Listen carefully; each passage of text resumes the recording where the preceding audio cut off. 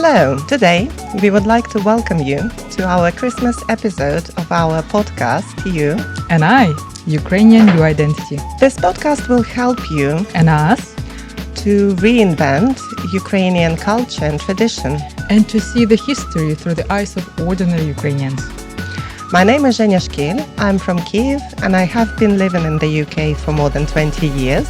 My name is Maria Kush. I'm Ukrainian refugee from Sumy. So, Christmas. Yes, in how many days? So that's a tricky question because for me, I still have this on 7th of January, not 25th of December. And what about you? Well, for many years, since Soviet Union, of course, collapsed, and in Ukraine, Christmas was celebrated on the 7th of January, and my father is a bit stuck in this tradition. Not stuck.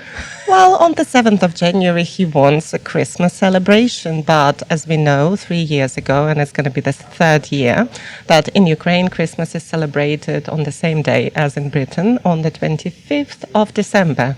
So today is 21st, so just a few days until Christmas. Yay. My favorite. I think Christmas is the whole point of winter because otherwise it's just gray. And in Ukraine, at least you have a snow, so it's balanced. You have a snow and winter mood, but in UK you don't have snow a lot.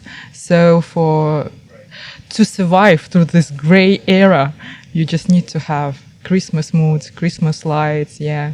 So I really wait for that. And actually I have two Christmas. So because my son is at UK school, he have jumpers day, he have this beautiful tradition to have a dinner at school. And of course with his friends, he will have this celebration 25th. And I start this tradition. So we decorate our Christmas tree on the 25th. But so late. Yes, because we have a Christmas on 7th, because I have my mother-in-law and all the generation, they still, like your father, they get used to have the 7th of January. So I always I think I'm lucky enough to have two Christmas in a year. I see. Well, this year we started getting ready for Christmas in the end of November because in Bath on the 22nd of November on Saturday, we had a very interesting event which was called a Wrap-a-thon. What do you think it means? It's like a marathon, but for wrapping something. Yeah, guess what? Wrapping what? Oh, I think it's just some presents for someone probably because it's, you have a lot of friends. And also we have kids in Ukraine, maybe it's something related to that. Yeah, exactly.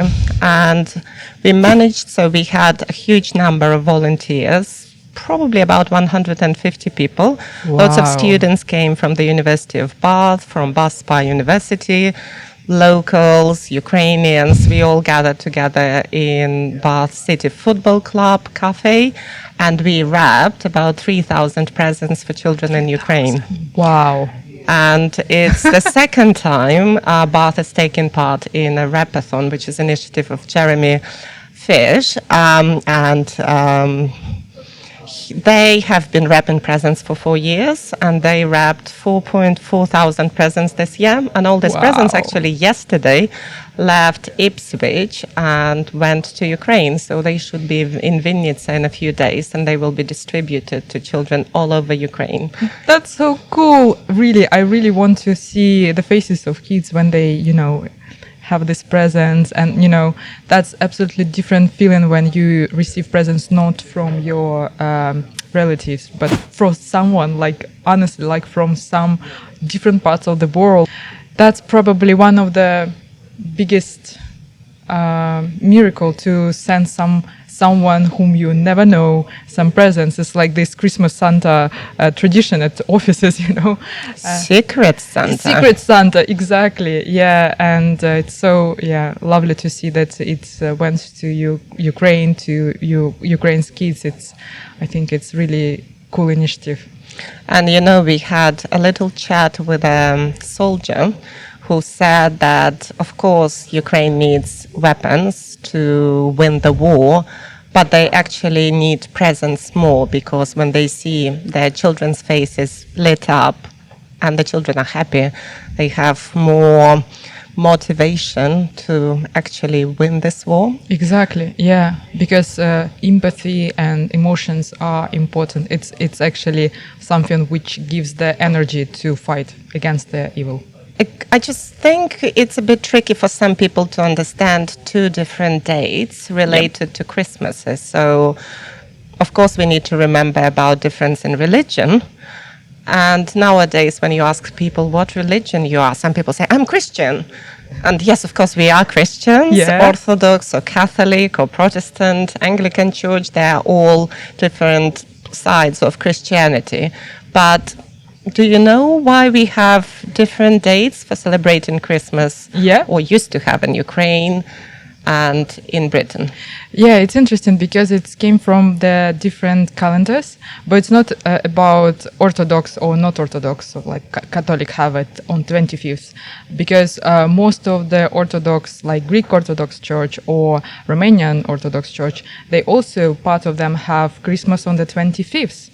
So it's more about that calendar which hasn't been changed through, during the USSR time. So it's Julian calendar and Julian's calendar. Yeah, Julian's calendar and calendar which Catholic Gregorian calendar. Gregorian calendar. Yeah. So I think it will be interesting to listen about it and found out new historical parts for us. Yeah, let's listen. In 1582, Pope Gregory XIII approved a new calendar that would later bear his name, the Gregorian calendar. That year, the 15th of October came immediately after the 4th. 10 days simply disappeared. This step was taken to correct an error that had accumulated over centuries under the Julian calendar. Because of this inaccuracy, the spring equinox had been steadily shifting closer to summer each year. This posed a serious problem, as the equinox was essential for calculating the date of Easter. Astronomers therefore designed a new calendar for the Pope. The following year, Gregory XIII proposed that the Orthodox Patriarch adopt the new system, but Constantinople refused.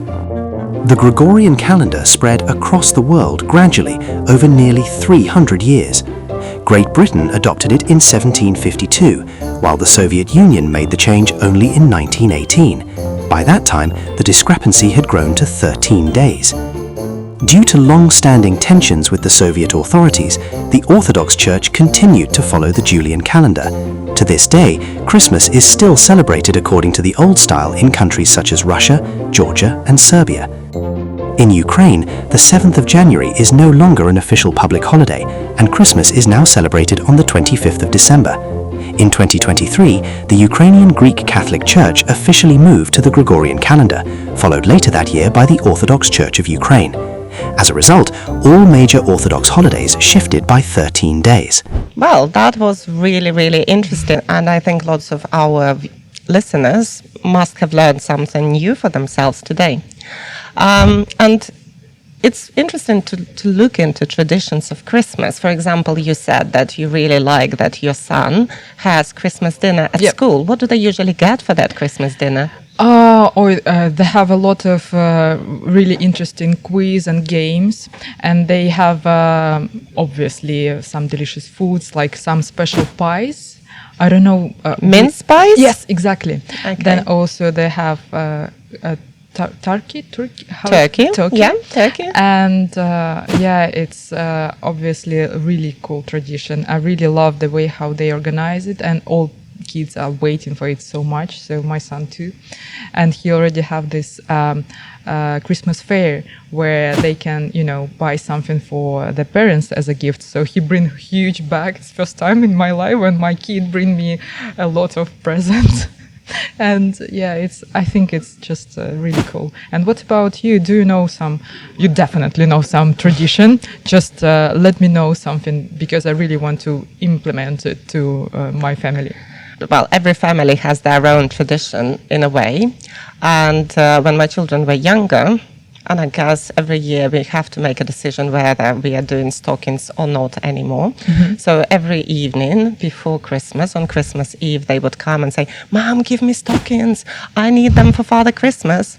And because we don't have a fireplace at home, they would tie their stockings to the bed.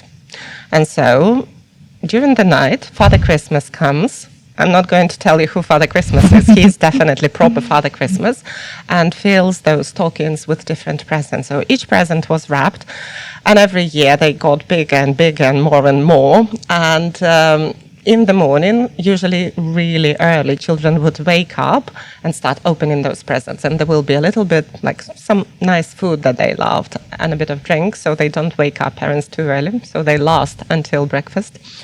And they play with their presents. And then we have usually quite late breakfast.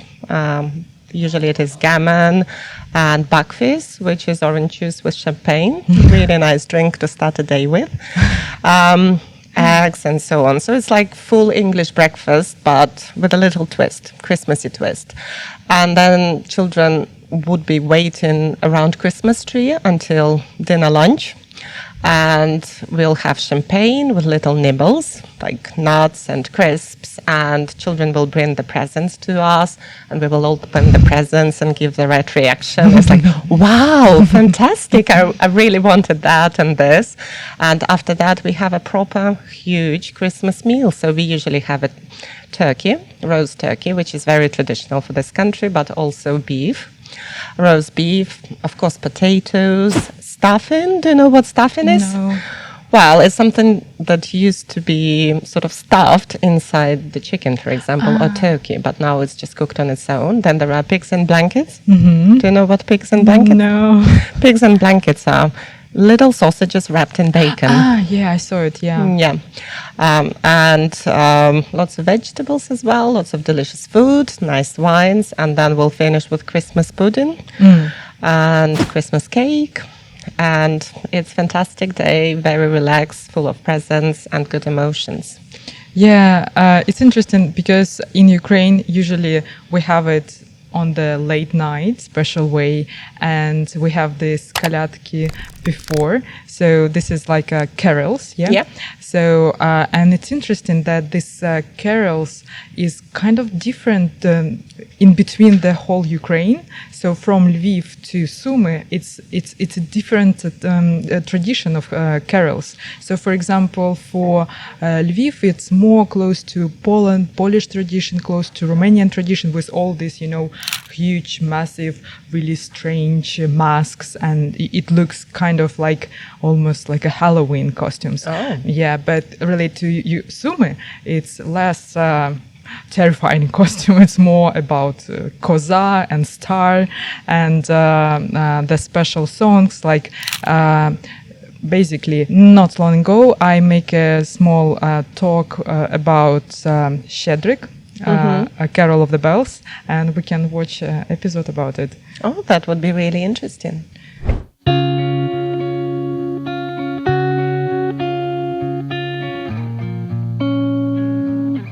Oh, wow. Do you know what? That's so interesting because I clicked the link yesterday to hear it, and I was listening to the melody, and of course I'm familiar with the melody and the rhythms of the song.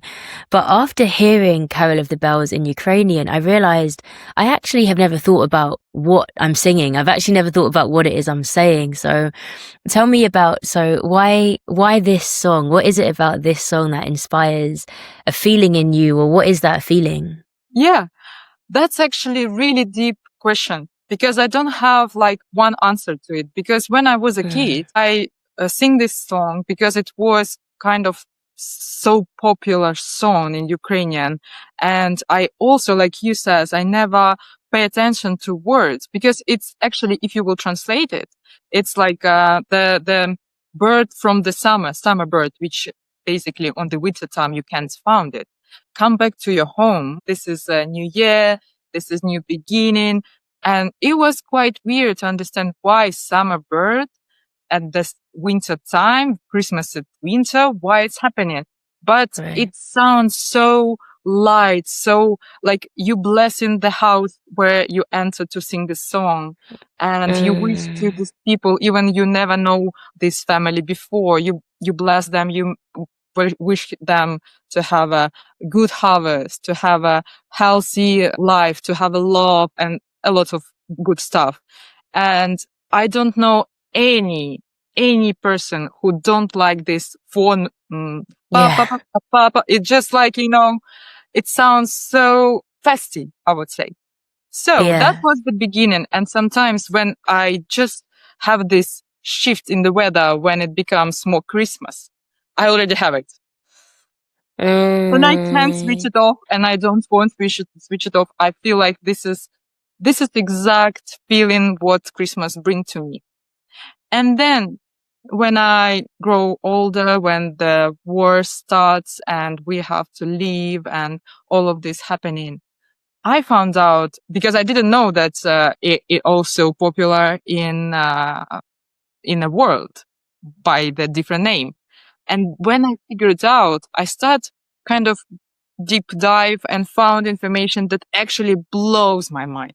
I don't know. Are you ready for piece of history? Yeah, I want to know. In 1990s, where the First World War finished, Ukraine and countries like Poland, Romania, Finland, all of this country, which is like close to Ukraine, was happy to have chance to be independent.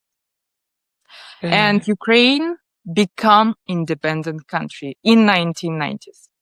Simon Petlura create a republic. So he was artist critic. He was journalist before he become a politic.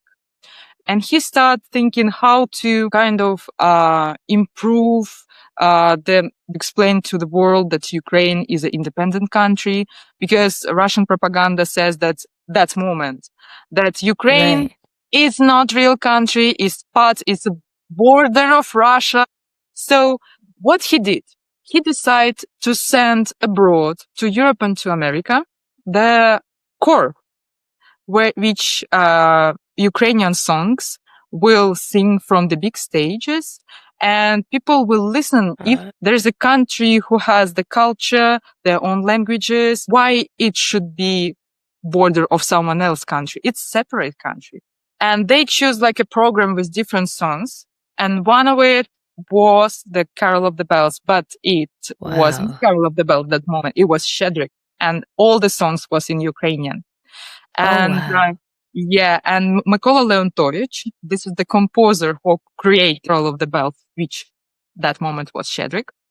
He create this song on the base of old Christian songs. And before Christians came over to Ukraine, the New Year starts at spring. That's why the summer birds comes to your house, you see? Wow. That's so deep meaning. And when it happened, when this horror comes to Europe, comes to different cities at the USA, it becomes super popular. Tons of messages comes to Ukraine, till this tone is kind of like touch the hearts of listeners. That's insane. So the song in some ways helped put Ukraine was already on the map. It was already on the map, but it helped people recognize Ukraine as a place that wasn't just like a cutoff of Russia or like Russia's aside. It's actually its own place with language and art and story and poetry and song. And a song played a big role in breaking Ukraine out into the wider world. Everyone has it because it's become part of the Christmas mood. And now you know that it have a deep meaning and deep roots of Ukraine. And it's, I don't know, it's fantastic that we can touch it right now because it's absolutely the same, unfortunately. Yeah. Hopefully. There's so much I didn't know. I didn't know that this is like a cycle of something that has happened 100 years ago, and I definitely didn't know Carol of the Bells was originally Ukrainian. Listeners, you can nominate your own Hope hits, and all of the songs of hope will be added to our Hope on Repeat playlist. Alongside voting, you can also find more stories and music and the work that we're doing to support displaced people around the world at unrefugees.org.uk.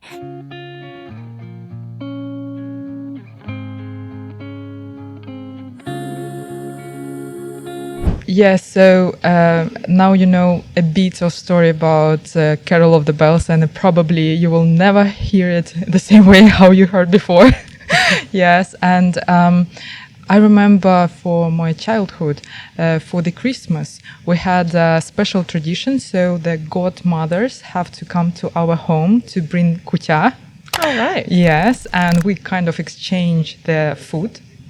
And it's this movement from home to home happening during the, when after 4 o'clock probably, when the sky just start be darker, and when the first star appear on the sky, everybody start eat full meat, I would say, because previously it was fasting period of time, so all these 12 dishes have to be without meat, without eggs, and it's just a kind of preparation before the first star, and it means the Jesus is just born, and we can start celebration his birthday. Okay. Kutia. So shall we share some recipes? I guess Yes. people will just use them. They can try them at home and maybe bring a bit of Ukrainian happiness into the normal British Christmas. Yeah, let's do it. And it's interesting. I don't know what type of kutia you cooked at your family, but I think my recipe is kind of different. But let's see. So to start with, of course, the basis of kutia is grains. And in the past, people used wheat, but later on, it was more difficult to get hold of wheat from shops, and also it takes quite a lot of time to cook. And commonly nowadays, people use rice. It's available, it's cheap, and it cooks really quickly. And during the era of Cossacks, rice been the most kind of fancy food. So you can't, if you are just normal family, you will not be able to buy the rice.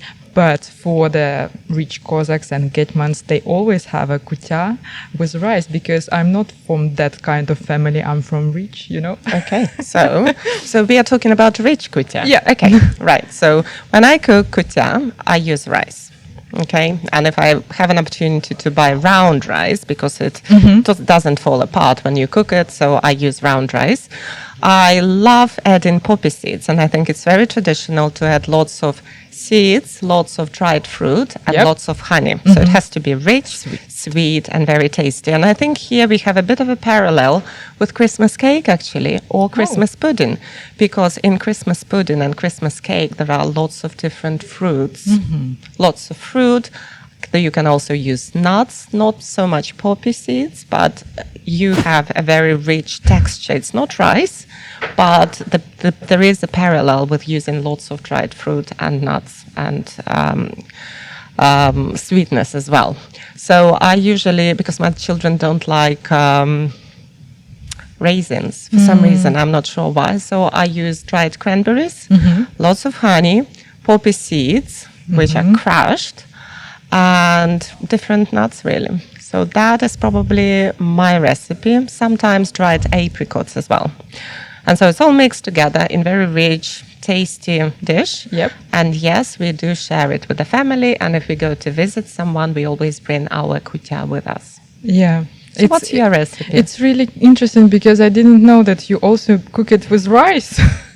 Yeah, mine was with rice, but so for my family, it starts only when I've been like 14 years old, so I didn't have enough kind of experience what type it could be.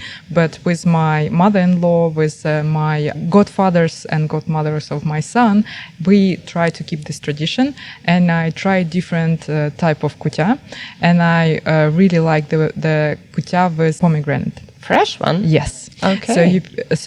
And they also use, I think it's kind of juice, maybe, or compote from like cherry compote. So actually, that's really tasty food, and you can't even compare to something. It's absolutely different. It's sweet and a lot of fruits. You even can't say that this is rice, because it's like mixed of fruits, and it's a little bit kind of gives me the vibe of mulled wine, but without wine. So it's really interesting, and absolutely you can't found anything like that. So we talk about dishes, but what about decoration? Is there some interesting tradition with the decoration for the Ukrainian Christmas? Well, to be honest, for me, because my grandmother was quite religious, Christmas wasn't much about decorations. All the decorations we did, like decorated Christmas tree for New Year, and our Christmas tree stayed in the house, of course, for Christmas, but we didn't do anything special for that. So I think the biggest decoration for my Christmas was a huge table laid with delicious dishes. What about your house? Same, but because our tradition from really old past come to us now, because people want to know more about their culture and tradition, we found out about pavuk. Do you know what means pavuk? Pavuk is a spider. Yeah, so this is a special traditional Christmas decoration, which is just, I think it's really beautiful. And when I was a kid, I also have it as a part of my Christmas decoration. We had from the bugles, squares with tiny, teeny different pieces, and it always catch my attention. And now I found out that actually it's been made from soloma. From straw. From straw. And have you heard something about diduch? No, not really. Okay, let's find out what it means. Yes, please. Мене звати Дар'я Склярик. Я є культурно-освітнім референтом лондонського відділу СУБ. Дідух – це є дідівський дух. Основне у цьому дереві, у цьому дідухові, от що я маю, це є дух наших предків. Дідух – це дуже потужний оберіг і дуже важливий символ Різдва. Значить, залежно від того, в якому регіоні жили люди, з такого матеріалу виготовляли цього дідуха. Це у мене жито, я відкладаю на бік. Тут у мене сніп остистої пшениці, все це у мене з України, до речі. Тут я ще маю сліп ячменю, так, отакий сніпочок, маю маленький сніпочок, жмутик вівса, бачите, овес, маю трошки нецілий сніпок проса, так, і маю, отут у мене є льон. Колись його брали якби в 3 ряди, але одним сніпком робили і вносили до хати перед Різдвом. Обов'язково господар, перше ніж сідати за різдвяний стіл, входив з дідухом і вінчував родину. В основному має 3 ноги. Це як триєдиний світ. Всесвіт. Це як єднання 3 світів, 3 ноги. Але саме основне, що дідух – це є символ вічності життя. Тому що вважали наші предки перше, що у цьому дідухові через свята різдвяні живуть духи наших предків. І перебуваючи в родині, вони розуміють її потреби. І на такому підсвідомому рівні, на енергетичному рівні, вони наповнюють свою родину, свій рід мудрістю, як діяти, як поступати, виправляють те, що може статися, і те, що в даний момент, і в майбутньому також. Стоїть він, до речі, на покутті або на столі, а потім під образами на самому, скажімо, цінному і поважному місці у хаті.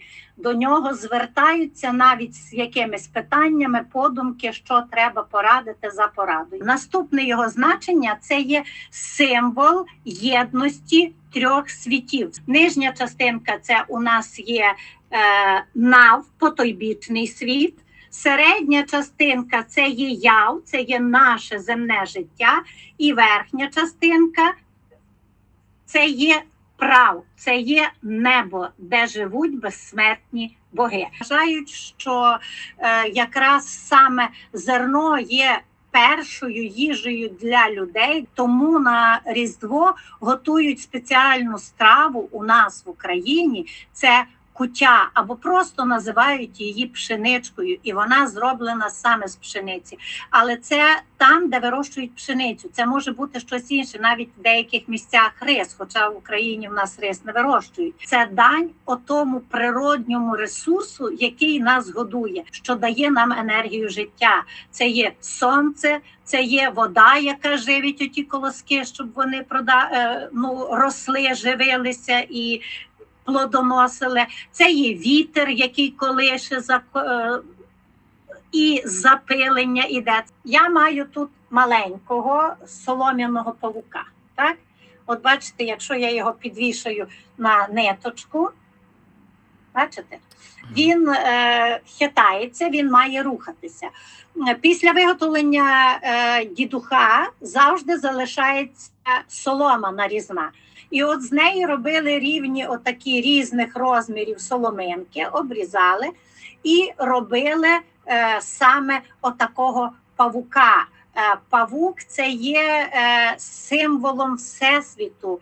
Це є якби відтворення світотворення. Підвішували при центральному вході, по центру входу в коридор, у світлиці це могли робити. І коли відкриваєте двері, він хитається. Це якби такий символ оберіг, він оберігає від пристріту, від нечистої сили і у вас вашу енергетику, коли ви звідкись повертаєтесь, де ви набрали негативної енергії, проходите під павуком, і він її забирає, вбирає якби у себе. Його дехто спалював після закінчення Різдва, а в основному його тримають, поки ви цілий рік, поки ви не виготовите нового павука до наступних різдвяних свят, а тоді його спалювали. Чому павук, чому саме павутиння? Тому що вважають, що якраз саме перший всесвіт снували павутинкою павуки. Ще є така версія вже у християнстві, що саме павук зіткав перину для Ісуса Христа і для Діви Марії одяг, для того ризи, для того, щоб було в що одягнути. А ще є така версія. Маленькі павучки заснували дірочки, всі, які були у тому вертепі, щоб зігріти Ісуса і щоб заховати від слуг Ірода, які, підійшовши до того вертепу, побачили, що він заснований павутинням, у нього не вступили. Веселих всім свят, щасливих, мирних, перемоги, добра і світла мудрості, любові, єдності, всіх благ. Wow. That was amazing. Yeah, I really want to try to do it, honestly. Yes. So do I. So basically, the night between 6 and 7, this is the holy night. And we always celebrate it with whole family. And doesn't matter how old I am, like since I think 7 years old, I was waiting for it so much because I knew that I will not sleep. Nobody will try to put me to the bed before, I don't know, 12. And and I really love this moment because for whole day, me with my friend, we will just gather in between the neighbors and knock in the door and sing the songs. And we prepared for that night, like probably months before. So all the decoration, few songs. And I just realized that all these songs wasn't related to kind of to the Jesus. It was related to blessing the family. And that's why I found out that shchedrivky, it means like you want to say something good, like shchedro. It means generous. I wish you be generous. I wish you be rich and happy in your life through this year. So basically, this is some songs which bless the family to whom you come over. And I always was wondering, what is the difference between kolядки and shchedrivky? Should we find out? Yeah, of course. Christmas caroling in Ukraine begins at different times depending on the region. In Pokutia, it starts on Christmas Eve, in Slobozhanshchina and the Hutsal region on the first day of Christmas, and in western Podylia on the morning of the second day of the festivities. The tradition of caroling has ancient roots linked to the winter solstice. Ancient Ukrainians celebrated the festival of Kolyada on the 25th of December. It was believed that on this day the sun defeated the serpent Korotun, and the goddess Kolyada gave birth to a new son called Bozhich. People would symbolically drive away Korotun and go from house to house announcing the birth of the new son. With the spread of Christianity, caroling became associated with the nativity of Christ. Biblical themes gradually replaced pagan imagery, and Christmas carols began to tell the story of Christ's birth. Well-known carols include Heaven and Earth Are Rejoicing Today, A Wonderful Piece of News, and The Eternal God is Born. Another winter tradition is shchedrivky, or New Year caroling, where groups of performers sing songs to praise householders and wish them health and prosperity. These visits often included music, dancing, theatrical performances, and masks. A traditional refrain is Shchedrivечір, Добрий вечір, to good people for the whole evening. On the 1st of January, the ritual of posivania takes place. Only men participate, scattering grain inside homes to wish for a fruitful and prosperous year. It was important not to sweep away the grain until sunset to ensure the blessings would come true. These ancient customs reflect a deep connection between nature, belief, and community, a living heritage that continues to shape Ukrainian winter celebrations today. Wow, that is so educational and very, very interesting. Yes. So we have a lesson at school where they teach us that there is a tradition about the Christmas Eve. We watch this beautiful old movie about вечера на хуторе близ Диканьки. I don't know how to translate that. So by Please. yes, and it's really interesting because I tried to explain what was the movie about to my friends from UK, and I said it's almost like, you know, he stole the Christmas, like Grinch, and they said, whoa, I need to watch it. So I tried to integrate traditions of Ukrainian Christmas into British Christmas now. So we try to have Christmas Eve celebrated in Ukrainian way. So having 12 dishes and all of it. And then on the Christmas day, we have traditional British meal and presents and everything. So I've got like an integrated Christmas, 2 days of Ukrainian and British Christmases put together in a beautiful way, I think. This is really cool. I try to do same, but also try to keep this idea of kolядки and shchedrivky for my son. So we have a collection of friends who live nearby, and we exchange. They come to us, we come to them, and sing these songs. And for me, that was the first time when I had my money. First time. And I remember this moment when I come back home and my grandma opened the door. So how much? Yeah, and my son also, he was so shocked. He was like 6 years old when he first time joined the game to go and make shchedrivky.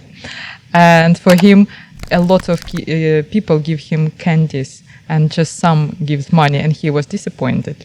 Right. From my experience, all my childhood memories related to the Christmas and New Year is blended with this tradition to have this evening where I come to my friend's house and we have this training where we choose, because there is no internet, so you have to find book or you have to ask someone who knows something, you know. So we collect the different type of shchedrivky and kolядки, split the couplety, I don't know in English. Verses. And we tried to sing it beautifully in different voices. So we have practiced probably months before it. And then we choose the outfits. Yeah. And we also play some small vertep.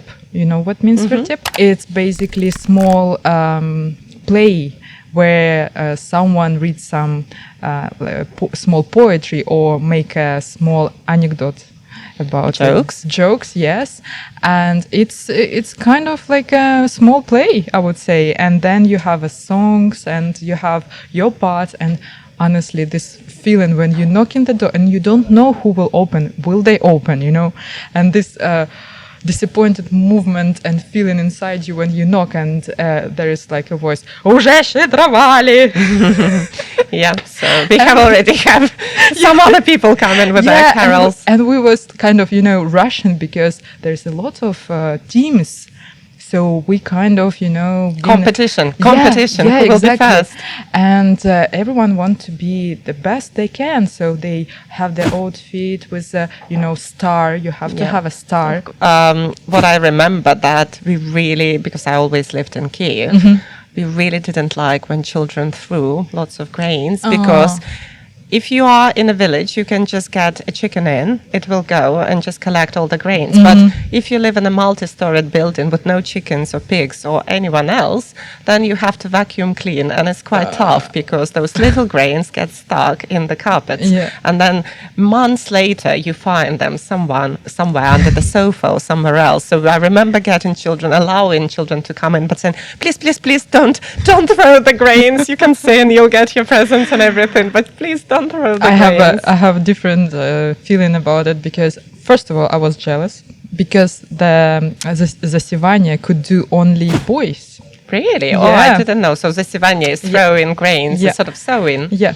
And I remember that my grandmother, it have to be at the early morning, like when the sun just come up. So it's like, 6 a.m.